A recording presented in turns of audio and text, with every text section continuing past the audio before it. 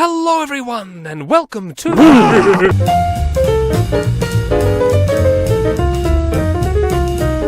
This is the Caribbean, and here's Haiti. Now let's go, shall we? Haiti, in the Taino language, means land of tall mountains, and consists of the western third of the island we call Hispaniola. For thousands of years, the Arawak Taino people dwelt, hunted, farmed, and fought in the tumbling valleys and under mist-skirted peaks. Then their world, as they knew it, wilted away with the arrival of the Europeans. Columbus claimed it for Spain in 1492, and left a contingent of settlers at La Navidad, who all ended up slaughtered by the Taino. But if the natives thought problem solved, they couldn't have been more mistaken. The Spaniards returned, subjugated them, and then made them extricate all the rock-embedded riches they could from assorted gold mines, and after exhausting the stores of that precious metal, largely abandoned the island, leaving it in a most ravaged and desolate condition, its indigenous residents decimated by introduced disease. So Haiti sorrowed in the sun, as bit by bit the French began setting up shop on its shores. In 1697, the French occupation of the western bit of the island was formally recognized by Spain, and many thousands of African slaves were shipped over to labor on plantations of coffee and sugar. It was called Saint-Domingue, and it became an enormously profitable region. The condition of the slaves was far from ideal, however, horrendous in fact, and the wind from Europe brought whispers of new ideas of liberty and the rights of man, and the colony was tense with resentment between class and race. And then, one summer night in 1791, a voodoo ceremony in a thunderstorm called for revolt, and it happened. The Haitian Revolution began with uprisings of slaves against their owners, and it escalated from there, fueled by a frenzied hunger for vengeance. Plantations were set ablaze, their proprietors murdered, and slaves were unshackled across the land. France itself was in the middle of its own revolution, and things were very muddled, and amid the Caribbean chaos, one man rose to dominance, as is customary. Toussaint Louverture, a formidable military commander, who bit by bit asserted his authority until the entire island was under his rule. Meanwhile, Napoleon had taken control of France, and sent a force to get the lucrative colony back. The troops were soon decimated by disease, but after months of fighting, Louverture surrendered, and was permitted to retire. But then the French changed their minds and arrested him. He died in prison the following year. The fighting went on, with Jean-Jacques Dessalines decisively defeating the French at the Battle of Vertières and proclaiming the independence of Haiti on the first day of 1804, with himself as its emperor. Dessalines then ordered the remaining whites to be exterminated, and himself ended up assassinated in 1806. Haiti then split in two with different leaders, until Jean-Pierre Boyer united the country again, and even took control of the Spanish bit of the island, the future Dominican Republic. Nevertheless, the people feared the French would return, and were eager to settle things via negotiation. France agreed to recognize Haiti's independence at a price. Haiti was ordered to pay a massive amount of money to France, and Boyer said, okay, and Haiti has been impoverished ever since. The Dominicans gained independence from Haiti in 1844, and Haitian attempts to get it back only failed. Unhappy Haiti underwent many years of political misfortune and diplomatic humiliation, alongside its debilitating debt payments. Then, in 1915, the US invaded and occupied it. Why? Well, America was concerned over the widespread insurgency and growing German influence and interest in Haiti. So in went the Marines, and the Haitians were not exactly overjoyed, though the Americans built quite a lot of stuff. Anyway, the US withdrew its forces in 1934, and Haitians went back to running things. Then, in 1937, the Dominican dictator next door expressed his displeasure at the Haitians living in his country by ordering them all killed. Alright, now for some good news. The 1950s saw a time of increased tourism and, well, no, that's about it. Back to the bad news. 1957 saw Dr. François Duvalier elected president, better known as Papa Doc. He rose to power by harnessing the long-standing racial discontent present in Haiti. The country was largely run by the urban mulatto class, while the black Haitian majority were mostly rural farmers and considerably poorer. Papa Doc promoted the cause of the majority, but also made sure to promote himself, and formed a viciously effective paramilitary, the Tonton Macoute, to intimidate enemies and crush opposition. He even claimed to have killed US President John F. Kennedy by a voodoo curse. Anyway, after thousands of murders and lots of corruption and repression, he died and was followed by his son, nicknamed Baby Doc. And things didn't get much better, and popular resentment eventually compelled him to step down and go into exile in France in 1986. When a left-wing reformist priest was elected, whose policies threatened the elite, a 1991 military coup kicked him out. This ultimately prompted US intervention in Operation Uphold Democracy, and in stepped 20,000 troops, and Aristide was reinstated and promptly disbanded the Haitian military. While international aid increased and reforms were attempted, things just wouldn't go right. Crime increased, poverty expanded, and tropical storms struck one after the other. So the UN went in with the Brazilian army to keep order, with mixed results. Then there was a magnitude 7 earthquake that killed over 100,000 people. Then, amid the recovery, a cholera epidemic broke out, and another hurricane hit, and then another, and then another. But none of this stopped Haitian novelist Dimitri Elias Léger from writing a book called God Loves Haiti. And Kanye West is interested in building a city of the future in this troubled but undeniably beautiful land. Now the question is, what awaits Haiti in the days and years ahead? Comment below. But for now, bye-bye!